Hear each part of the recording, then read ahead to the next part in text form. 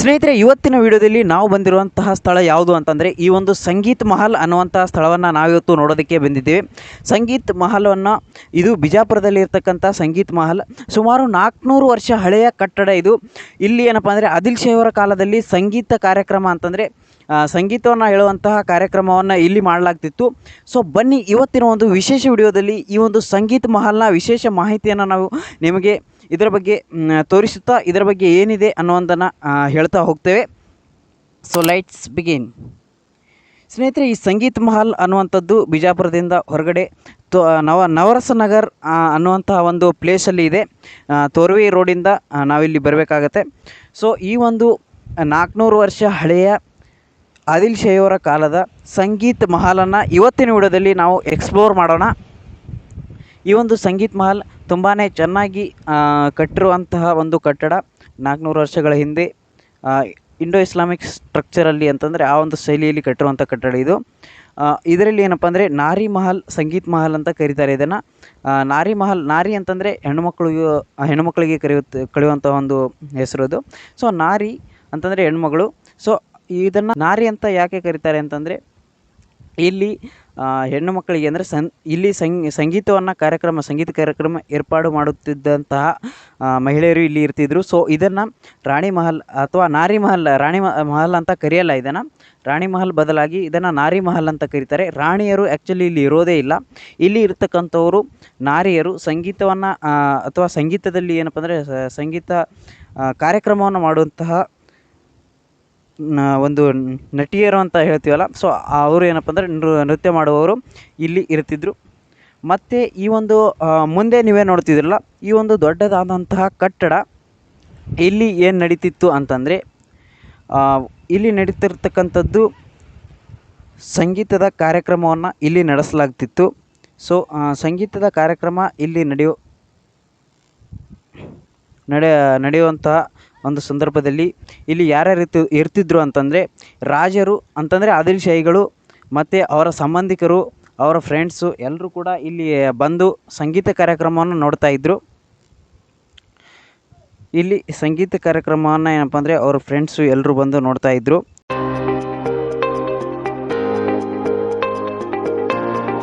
ನೀವಿಲ್ಲಿ ಗಮನಿಸ್ತಿರ್ಬೋದು, ಈ ಒಂದು ದೊಡ್ಡದಾದಂತಹ ಒಂದು ಸ್ಥಳದಲ್ಲಿ ಸ್ನೇಹಿತರೆ, ಇಲ್ಲಿ ನಾವು ಏನಪ್ಪ ಅಂದರೆ ಈ ಒಂದು ಸ್ಥಳದಲ್ಲಿ ನೀವು ಗಮನಿಸ್ತಿರ್ಬೋದು, ಈ ಒಂದು ಸ್ಥಳದಲ್ಲಿ ನಾವು ಇವಾಗ ಈ ಒಂದು ಸಭಾಂಗಣಕ್ಕೆ ಬಂದಿದ್ದೇವೆ. ಈ ಒಂದು ಕಟ್ಟಡ ಏನಿದೆ ಅಲ್ಲ, ಸಂಗೀತ್ ಮಹಲ್ನ ಒಳಭಾಗ ಇದು. ಸೊ ಈ ಒಂದು ಸಂಗೀತ್ ಮಹಲ್ ಇಲ್ಲಿ ಏನು ನಡೀತಿತ್ತು ಅಂತಂದರೆ ಈ ಒಂದು ಜಾಗವನ್ನು ನೋಡ್ತಿದ್ದೀರಲ್ಲ, ಈ ಒಂದು ಜಾಗದಲ್ಲಿ ಏನು ನಡೀತಿತ್ತು ಅಂತಂದರೆ ಸಂಗೀತ ಕಾರ್ಯಕ್ರಮ ನಡೆಯುವಂಥ ಒಂದು ಸ್ಟೇಜ್ ಏನು ಹೇಳ್ತೀವಲ್ಲ ನಾವು, ಸೊ ಸ್ಟೇಜ್ ಇರುವಂಥ ಒಂದು ಜಾಗ ಇದು. ಇಲ್ಲಿ ಏನಪ್ಪ ಅಂದರೆ ನೃತ್ಯವನ್ನು ಮಾಡಲಾಗ್ತಿತ್ತು. ಇದು ನೃತ್ಯ ಮಾಡುವಂಥ ಜಾಗ ಏನಪ್ಪ ಅಂದರೆ ಕೆಳಗಡೆ ಇದೆ.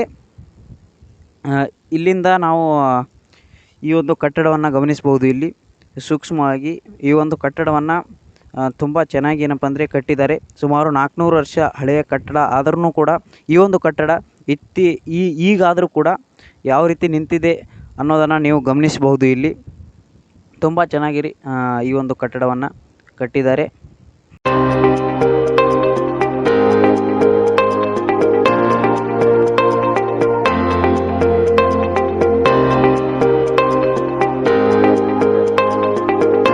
ಈ ಒಂದು ಸಭಾಂಗಣವನ್ನು ನೋಡ್ತಾ ಇದ್ದೀರಲ್ಲ, ಈ ಒಂದು ಮುಂದೆ ನೋಡ್ತಿರ್ತಕ್ಕಂಥ ಈ ಜಾಗದಲ್ಲಿ ಏನಪ್ಪ ಅಂದರೆ ನೃತ್ಯವನ್ನು ಮಾಡಲಾಗ್ತಿತ್ತು, ಸಂಗೀತವನ್ನು. ಸೊ ಸಂಗೀತ್ ಮಹಲ್ ಅನ್ನೋದಕ್ಕೆ ಇದು ಒಂದೇ ಕಾರಣ. ಇಲ್ಲಿ ಸಂಗೀತವನ್ನು ಮಾಡಲಾಗ್ತಿತ್ತು. ಮತ್ತು ಇಲ್ಲಿ ಯಾವುದಂದ್ರೆ ಸಂಗೀತವನ್ನು ಬಿಟ್ಟು ಬೇರೆ ಯಾವುದೇ ಕೆಲಸವನ್ನು ಇಲ್ಲಿ ಮಾಡ್ತಾ ಇರಲಿಲ್ಲ. ಇದು ಒಂದು ನಮಾಜ್ ಮಾಡುವಂಥ ಒಂದು ಕಾರ್ಯ ಇರ್ಬೋದು, ಅದನ್ನು ಇಲ್ಲಿ ಮಾಡ್ತಾ ಇರಲಿಲ್ಲ. ಅವರ ಸಾಂಸ್ಕೃತಿಕ ಅಂತಂದರೆ ಧರ್ಮದ ಬಗ್ಗೆ ಏನಪ್ಪ ಅಂದರೆ ಇಲ್ಲಿ ಸಂಗೀತವೇ ಬೇರೆ, ಧರ್ಮವೇ ಬೇರೆ ಅನ್ನೋ ಥರ ಅವರಿದ್ದರು. ಈ ಒಂದು ಕಟ್ಟಡ ನೋಡ್ತಿದ್ದೀರಲ್ಲ, ಇದು ಫ್ರಂಟ್ ವ್ಯೂ. ಸಂಗೀತ್ ಮಹಲ್ ಏನಿದೆಯಲ್ಲ ಅದರ ಒಂದು ಫ್ರಂಟ್ ವ್ಯೂವನ್ನು ನೀವು ಇಲ್ಲಿಂದ ನೋಡಬಹುದು. ಸಂಗೀತ್ ಮಹಲ್ ಯಾವ ರೀತಿ ಇದೆ ಅನ್ನೋದನ್ನು. ಫುಲ್ ಕಪ್ಪಗಾಗಿದೆ ಅದು, ಮಳೆ ಗಾಳಿಗೆ ಏನಪ್ಪ ಅಂದರೆ ಈ ರೀತಿ ಕ್ಲೈಮೇಟ್ಗೆ ಆಗಿರುವಂತಹ ಒಂದು ಪರಿಣಾಮ ಇದು. 400 ವರ್ಷದಿಂದ ಇಲ್ಲಿವರೆಗೆ ಏನಪ್ಪ ಅಂದರೆ ಹೀಗೆ ನಿಂತ್ಕೊಂಡಿದೆ ಅಂತಂದರೆ ಅದೊಂದು ಮಹಾ ಕೆಲಸ ಅಂತ ನಾವು ಅಂದ್ಕೊಳ್ಬಹುದು.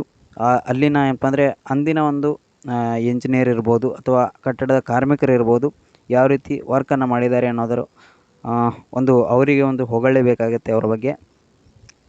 ಈ ಒಂದು ಕಟ್ಟಡ ಅಂತೂ ಸುಮಾರು 400 ವರ್ಷ ಹಳೆಯ ಕಟ್ಟಡ ನಿಮಗೆ ಹೇಳ್ತಾನೆ ಇದ್ದೇನೆ. ಸೊ ಈ ಒಂದು 400 ವರ್ಷ ಹಳೆಯ ಕಟ್ಟಡದಲ್ಲಿ ಏನಪ್ಪ ಅಂದರೆ ಸಂಗೀತ ಕಾರ್ಯಕ್ರಮವನ್ನು ಮಾಡಲಾಗ್ತಿತ್ತು. ಇಲ್ಲಿ ರಾಜರು ಅಷ್ಟೇ ಅಲ್ಲದೆ ಅವರ ಒಂದು ರಾಣಿಯರು ಇರಬಹುದು, ಮತ್ತು ಅವರ ಸೇವಕರು, ರಾಜರ ಏನಪ್ಪ ಅಂದರೆ ಸಂಬಂಧಿಕರು, ಅವರ ಫ್ರೆಂಡ್ಸು, ಬೇರೆ ಬೇರೆ ಜನರು ಏನಪ್ಪ ಅಂದರೆ ಇಲ್ಲಿ ಬಂದು ಸಂಗೀತವನ್ನು ಆಲಿಸ್ತಿದ್ರು. ಇಲ್ಲಿ ಸಂಗೀತ ಮಹಲ್ನಲ್ಲಿ ಬಂದು ಎಲ್ಲರೂ ಸಂಗೀತವನ್ನು ಆಲಿಸುವಂತಹ ಕೆಲಸವನ್ನು ಮಾಡ್ತಿದ್ದರು. ರಾಜರು ಏನಪ್ಪ ಅಂದರೆ ಮೇನ್ ಸ್ಟೇಜಲ್ಲಿ ಅಂತಂದರೆ ಮುಂದ್ಗಡೆ ಅಲ್ಲಿ ಒಂದು ದೊಡ್ಡ ಸಿಂಹಾಸನವನ್ನು ಹಾಕ್ತಿದ್ರು. ಈಗ ಅವನ್ನೆಲ್ಲ ಬ್ರಿಟಿಷರು ತೊಗೊಂಡೋಗಿದ್ದಾರೋ ಯಾರು ತೊಗೊಂಡಿದ್ದಾರೋ ಗೊತ್ತಿಲ್ಲ. ಸೊ ಆ ಒಂದು ಸಿಂಹಾಸನದಲ್ಲಿ ಇಬ್ರಾಹಿಂ ಅಂದರೆ ಆದಿಲ್ ಶಾಹಿಗಳು ಕೂಡ್ತಿದ್ರು. ಸೊ ಆದಿಲ್ ಶಾಹಿಗಳು ಅಲ್ಲಿ ನಿಂತು ಕುತ್ತಿಗೆನ ಈ ಒಂದು ಸಂಗೀತವನ್ನು ಆಲಿಸ್ತಿದ್ರು. ಈ ಒಂದು ದೂರದಿಂದ ನೋಡಬೇಕಾದ್ರೆ ತುಂಬ ಚೆನ್ನಾಗಿ ಕಾಣುತ್ತೆ ಈ ಒಂದು ಸಂಗೀತ್ ಮಹಲ್ ಕಟ್ಟಡ. ಇದರಲ್ಲಿ ಬೇರೆ ಬೇರೆ ಕಟ್ಟಡಗಳಿದ್ದಾವೆ, ಮತ್ತು ಕೆಲವೊಂದಿಷ್ಟು ಕಟ್ಟಡಗಳು ಇಲ್ಲಿ ಏನಾಗಿದ್ದಾವೆ ಅಂತಂದರೆ ಒಡೆದು ಹೋಗಿದ್ದಾವೆ. ಈ ಒಂದು ಕಟ್ಟಡದಲ್ಲಿ ಒಂದು ಮೇನ್ ಕಟ್ಟಡ ಅಂತಂದರೆ ಇದು ಸಂಗೀತ ಮಹಲ್ ಅಷ್ಟೇ ಅಲ್ಲದೆ ಒಳಗಡೆ ಕೆಲವೊಂದಿಷ್ಟು ಕೋಣೆಗಳನ್ನು ಕೂಡ ನಾವು ಗಮನಿಸ್ಬೋದು, ನೋಡ್ಬೋದು. ಅಲ್ಲಿ ಆ ಕೋಣೆಗಳನ್ನು ಕೂಡ ಮಾಡಿದ್ದಾರೆ. ಅಲ್ಲಿ ಯಾರು ಇರ್ತಿದ್ರು ಅಂತಂದರೆ ಡ್ರೆಸ್ಸಿಂಗ್ ರೂಮ್ ಇರ್ಬೋದು, ಬೇರೆ ಬೇರೆ ರೂಮ್ಸ್ಗಳನ್ನು ಈ ಒಂದು ಕಟ್ಟಡವನ್ನು ಒಳಗೊಂಡಿದೆ. ವಿಡಿಯೋ ಇಷ್ಟವಾದರೆ ಲೈಕ್ ಮಾಡಿ, ಚಾನಲ್ನ ಸಬ್ಸ್ಕ್ರೈಬ್ ಮಾಡಿ, ಮತ್ತು ಮುಂದಿನ ವಿಡಿಯೋ ಸಿಗೋಣ. ಅಲ್ಲಿವರೆಗೂ ಜೈ ಹಿಂದ್, ಜೈ ಕರ್ನಾಟಕ.